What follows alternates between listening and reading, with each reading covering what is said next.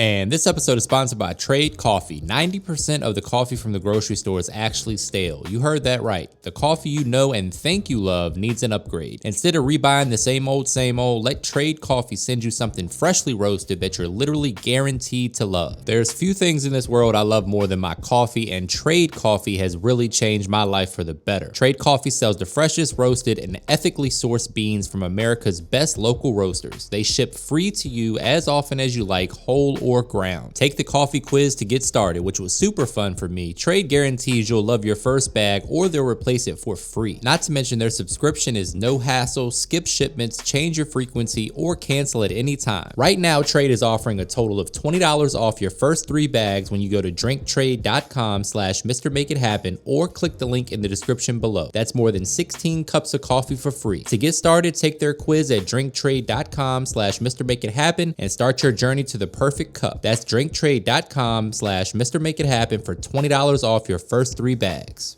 What's up, guys? Welcome back. Today we're tackling yet another Chinese takeout classic. I'll be showing you one of my personal favorites, this recipe for sesame chicken. But before we do that, please take a quick second to subscribe to the channel. Make sure to hit that bell to enable notifications as well. All right, guys, meet me in the kitchen. Let's make it happen. First things first, we're gonna get started on our sauce. In a mixing bowl, we're gonna add 1/2 cup of ketchup, followed by a 1/4 cup of honey, 1 tablespoon of garlic paste or minced garlic, whatever you decide to use is fine.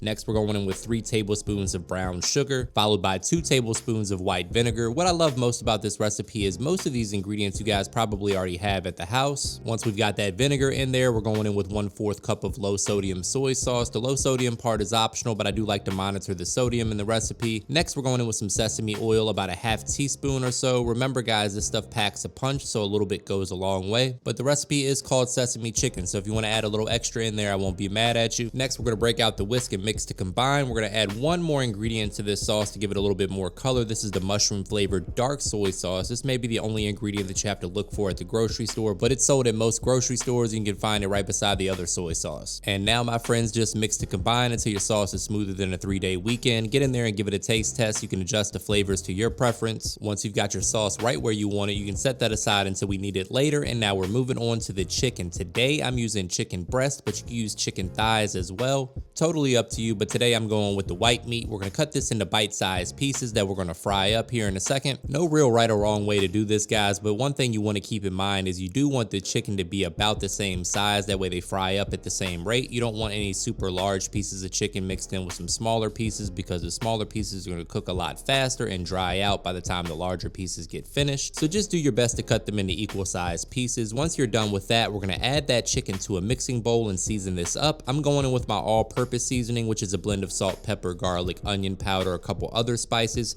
Feel free to use whatever all-purpose seasoning you enjoy, or just go down with a little salt and pepper. That sauce that we made is bringing plenty of flavor to the party, so you want to keep the seasoning pretty simple on the chicken. Get in there with your hands and massage that AP into the chicken. Let that hang out for a few minutes. Meanwhile, we're going to beat 3 eggs like they stole our money, and then we're going to pour that egg wash right on top of the chicken. Let that hang out for a couple minutes while we prep our flour. That egg wash is going to help the flour and cornstarch really stick to the chicken and ensure our chicken stays nice and crispy when we fry it up. Speaking of the flour and cornstarch, in another mixing bowl, we're going to add a 1/2 cup of all-purpose flour. To that, we're going to add 1/2 cup of cornstarch. The cornstarch is there to help the chicken get extra crispy. We want to season that flour mixture as well. Again, we're going down with some all-purpose seasoning, or a little salt and pepper will work just fine. Just want to add a little flavor to the party.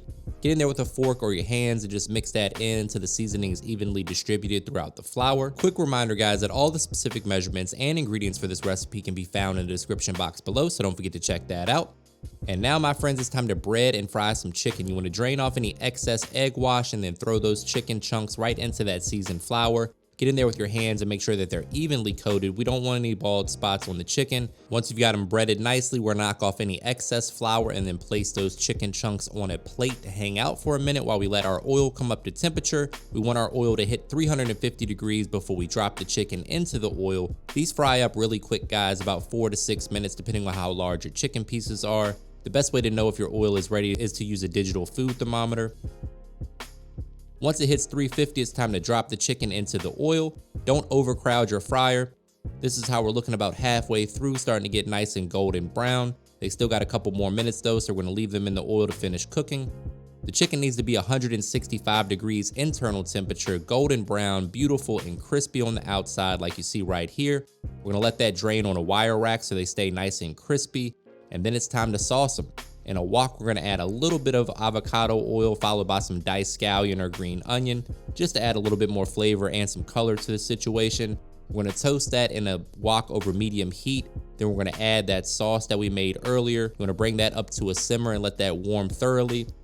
Another quick reminder, guys, that all the specific measurements and ingredients for this recipe can be found in the description box below, so don't forget to check that out. Once your sauce is warmed up and simmering like you see right here, it's time to add that beautifully fried chicken right to the party. There we go. Look at that golden brown chicken. It's going to absorb that sauce nicely, stay nice and crispy.